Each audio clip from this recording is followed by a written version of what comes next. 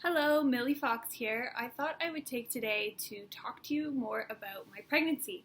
I'm 39 weeks today, which means I am exactly 1 week away from our estimated due date, which is February the 16th, 2017, and I am probably as pregnant as I'm gonna get. I haven't done a full belly shot video, so I figure now's the time because I might not get another chance. So, to be honest, I'm feeling pretty good physically, other than a few aches and pains while sleeping because my hips kind of hurt and other areas kind of randomly ache as well, and I have to change positions a lot, and I gotta go pee a few times every night, but ultimately, I don't have a ton of complaints physically.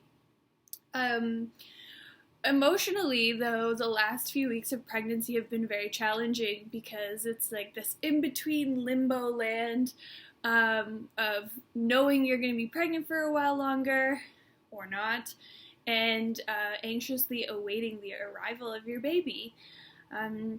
It's been Some days have been really easy to go through because you just distract yourself and you find a task, and then other days you know you should be relaxing and resting and whatnot, but you're a little bit, just not sad, but enough already. I want to meet my baby.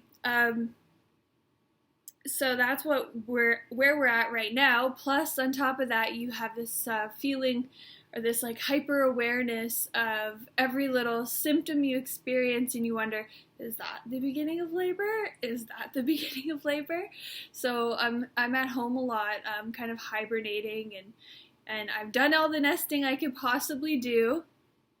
So I don't have a ton of tasks on my checklist, but today I think I'm going to go take a long walk and buy some nice wool and maybe start knitting a sweater for the baby. I've never knit a sweater before, but I got a pattern and I think I can do it. So I think the best thing in the last few weeks of pregnancy is just to keep a little bit busy, but also take lots of naps because they feel good, they keep you rested, because nighttime you don't get as much restful sleep as you'd like, and they pass the time. So, overall, I have enjoyed pregnancy. I think it's a magical thing, and it's a beautiful time, of course. Like most people say, I have enjoyed the second trimester probably the most. In the beginning of the third trimester was also really good. The first trimester, I struggled with nausea and a lot of food aversions. And if I had any one wish, it would probably be that I started a bit sooner on my preparation for pregnancy. And what I mean by that is maybe doing a little bit more of more time allowing my body to clear itself out, less alcohol sooner. I drastically cut back on the party style life, drinking every weekend in January of last year, so 2016 January, and then we got pregnant at the end of May, but I probably would have tacked on a few more months of that just to give my liver more time, as well as less, fried foods, junk foods, whatever. Even though I don't really, or never really had a lot of those, I still would have cleaned it up a little bit sooner to possibly, hopefully, avoid that nausea. No one really knows why you have morning sickness, but I know having a healthier functioning liver can definitely play into experiencing that less. That being said, what did end up helping me was taking vitamin B6, which is one of the active ingredients in Digestion, which is the medicine that will be prescribed to you by your doctor if you want it for morning sickness. I like to stay away from stuff like that, so I just went with the B6. The other active ingredient inside of that medicine is antihistamines. Again, they're not really sure why that works, but I would go with the vitamin B6 first to see if that helps you, and it did help me for sure. And then magically, by around week 11 or 12, the morning sickness went away, which was such a blessing. second trimester, I didn't really have anything happen to me. My little kitty is trying to get involved here. Symptom-wise, second trimester was not bad at all. We went on a baby moon vacation to Hawaii, which was gorgeous, and I had lots of energy and had a cute little baby bump to show off by that point. And then when we got back was when I experienced kidney stones. So it was pregnancy related, but they don't know why again. So about like 10 to 12% or 8 to 12% of women will experience some kind of kidney related ailment in pregnancy. And I was one of those lucky ladies. So from all the research that I did during that experience, it's definitely linked to hydration. Which I think I was failing a little bit at on vacation because of the heat and you're doing different things than you would in your daily life, and you kind of forget to drink as much water. Plus, pregnant women need more water than non-pregnant women. So after that, I upped my water to about 3 liters a day. So got myself a 750 ml water bottle and just focused on drinking 4 of those a day, which helped me gauge how much I was drinking. And then the second thing was digestion. There's some kind of link with not being able to digest your fats properly and kidney stones. So what I did during that time afterwards was do whatever I could to aid in my digestion. So I was taking enzymes that included hydrochloric acid, which is a stomach acid supplement. Helps in the very first stage of digestion to break your food down. And then also ox bile, which is really helps you digest your fats. So those 2 were key. Apple cider vinegar is another one to take before you have a meal to help the initial stage, because digestion is a north to south process. So making sure you're chewing your food, that you're eating slowly and you're in a non-stress state, and then that you have the proper amount of juices in your stomach to fully saturate your food.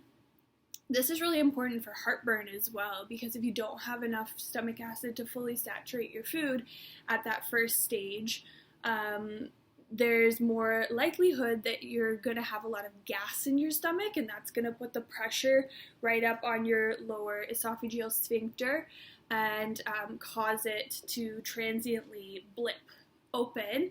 And because of the relaxin hormones in pregnancy, that is more likely to occur than when you're not pregnant. So avoiding that gas from the very beginning, chewing really well, and ensuring the stomach acid is going to help you with heartburn too. So going forward in the next pregnancy, I will really be on top of my digestion to avoid the awful experience of kidney stones. I have to say it was the most painful thing I've ever gone through. But at the end of it all, I feel happy, believe it or not, that I went through it, because now I feel a little bit more prepared for childbirth. So I've done that, and many women who have had babies and also kidney stones have said they'd take an unmedicated childbirth again over kidney stones. So I'm thinking, all right, I'm ready for this, and I am planning to do a natural home birth. So that gives me some faith that I can do that. Anyways, I don't really know what else to cover. I didn't want to make this a crazy long video. My standards of appearance have decreased in this last trimester, and I would have never made a video before with no makeup and in my pajamas, but I think that making a video is better than not making a video. So here it is. If you have any questions, about anything specifically pregnancy preparation related, or pregnancy related, or you want to know something about my pregnancy or what I've experienced, feel free to come and join me on Facebook. I've got my private Facebook group called Radiant and Ready with Milli Fox, which I always post underneath the videos, so you can come and chat with me more one-on-one. Wow, this setup makes me look rather large. I know I'm going to look back on all of this and smile, so that's what's allowing me to actually make a video like this and share it with you all, because I'm self-conscious, you know. I think that pregnant bodies are beautiful bodies, but it's still my body, and it's very different than it was before, and that's okay. Not going to put any pressure on myself to try to spring back to some standard that is the old me, and I'm very excited for the new me. Anything else I can't think of? I think I'll make another video about our plans for birth. Also, from week 30, I think it was like 33, 34, the baby was breech. So we went through a whole ordeal of trying to get him to turn, and that became pretty much my full-time job for a few weeks. So I will talk about breech babies in another video. And we're doing a water birth, hopefully. So we've got our tub, and when we do the setup, I'll probably make a little video about that. And otherwise, if you want me to make any videos in particular, just leave a comment below or come find me on Facebook and give me the suggestion there. And we'll leave it at that. Have an awesome day. Bye.